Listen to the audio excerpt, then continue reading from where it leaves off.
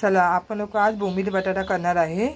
हे बघा, बोंबील, कांदा, अद्रक लसूण पेस्ट, टोमॅटो, हळद, गरम मसाला, आपला आगरी कोळी मसाला आणि बटाटा। चला हे बोंबील आपण फ्राय करून घेऊया। हे बघा, बोंबील टाकले कढईमध्ये, आपण ह्याला फ्राय करूया। चला गॅस लावला, गॅस चालू केला। आता बोंबील आपण चांगल्यापैकी फ्राय करून घेऊया, जरासं चटके पडेपर्यंत फ्राय करूया। हां चला, हे बघा बोंबील आपले चांगले हे फ्राय झालेले आहे। बोंबील बघा चटके पडलेले दिसतात आहे का तुम्हाला? लाल लाल चटके पडलेले आहेत त्याला।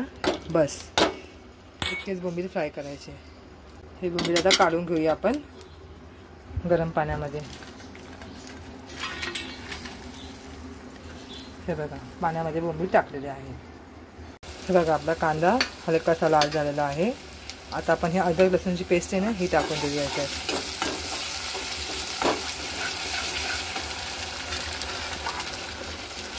टमाटा आहे ना, तो टाकून देऊया।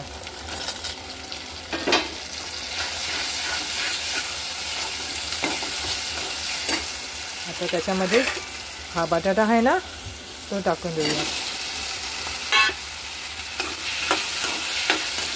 आता याच्यात मीठ टाकून देऊया, म्हणजे तो शिजन बटाटा।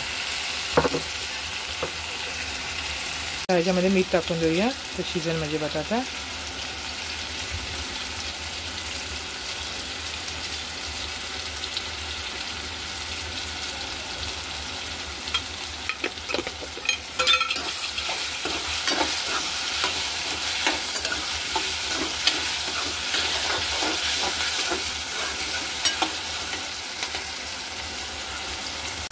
हे बघा आता आपण हा मसाला ठेवला होता ना, आगरी मसाला, हळद आणि गरम मसाला, हा टाकून देऊया याच्यात।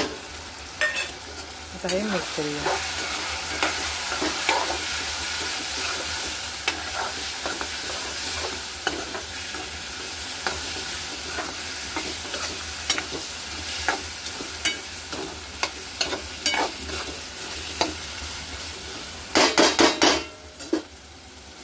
हे बघा हे आपण ठेवलं आहे ना गरम पाण्यामध्ये, हे बघा गार झाले आता। आणि चांगलं चोळून घ्यायचं आणि 3-4 पाण्यामध्ये धुवायचं आहे। हो का, हे चोळून घेऊया आपण। चला बघा पाणी बघा किती स्वच्छ आहे आता। आता आपण हे बोंबील धुतलेले आहे। आता आपण हे बोंबील रश्यामध्ये, हे कालवणामध्ये टाकून देऊया। हे बनवलेलं आपण बोंबील सगळे टाकून देऊया आता।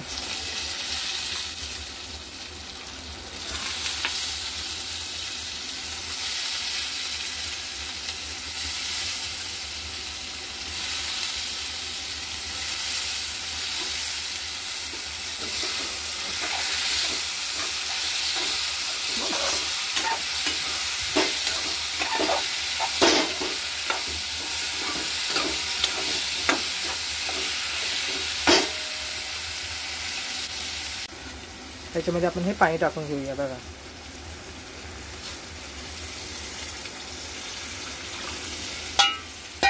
बस आता एवढाच रस्सा करायचा आहे। रस्सा काय आटणार नाही, बारीक ह्याच्यासाठी शिजून द्यायचं। रस्सा काय आटत नाही त्याच्यातला। हे बघा बोंबील बटाट्याची हे कालवण,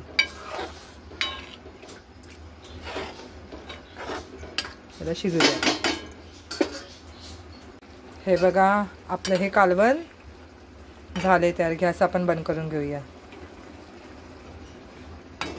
हे बघा, हे बघा, हे बघा, हे बघा बटाटा शिजला आहे, तुम्हाला दाखवते बघा मी।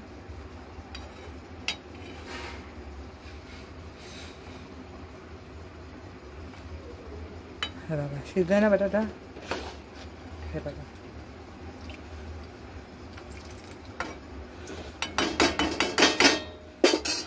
हे आपलं कालवण तयार झालेलं आहे। सांगा कसं झालं ते, प्लीज कमेंट करा। नुसतं लाईक करताय, कमेंट पण करत जावा। कसं वाटलं? साधं सिंपल झटकेपट बोंबील बटाट्याचं कालवण केलेलं आहे। सांगा जरा कसं झालं ते। कधी या टेस्ट करायला। मग आमच्या इथे तर घाटल्यामध्ये सगळ्यांना देतेच मी, सगळ्यांना माहिती आहे कसं करते मी, कसं वाटतं त्यांना। कधी तुम्हाला भेटवेन मी त्या लोकांना सगळ्यांची। चला मग आता ठेवते मी. चला, धन्यवाद.